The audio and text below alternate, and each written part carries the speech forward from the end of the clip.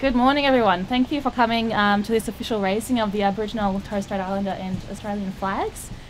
And I also like to say hello to all the Aboriginal Torres Strait Islander employees that work here, and also, not being left out, all the non-Aboriginal people that work here as well. I'll start by saying Mayem Sangapa, which means welcome in the Torres Strait languages.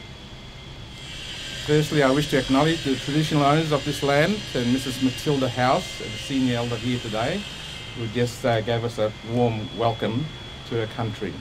And this year's NAIDOC theme focuses on giving recognition to Aboriginal people and Torres Strait Islander people who work tirelessly to ensure our sacred sites and stories linked to them are here for future generations.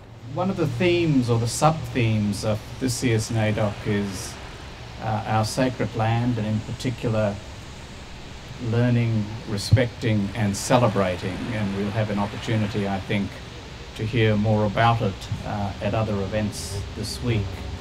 But it is important, I think, that all three elements of that sub-theme, that we learn from each other, that we respect each other, and that we celebrate the great achievements of this country from the time of its Indigenous population through to contemporary Australia. The connection to country for Aboriginal and Torres Strait Islander people is very important for many a reason. The land, the sea, ceremonies, customary obligations nowadays and have always assisted with the healing process, particularly for those who were removed from their land and their country. On behalf of the Department's Indigenous employees and Mr. Varghese, I would like to thank you all for coming to NAIDOC Week 2015. Thank you.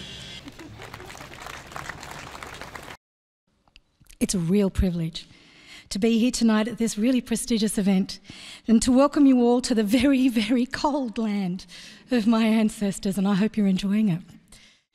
I take great pride in welcoming you all here today.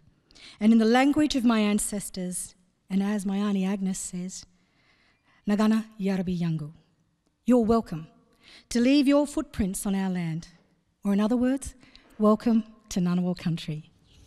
You know, diplomacy is a form of storytelling, so it's particularly appropriate that when we think about the contribution of Indigenous Australians, we should think about how this department, the Department of Foreign Affairs and Trade, fits into the story of Australia and the representation of Australia abroad.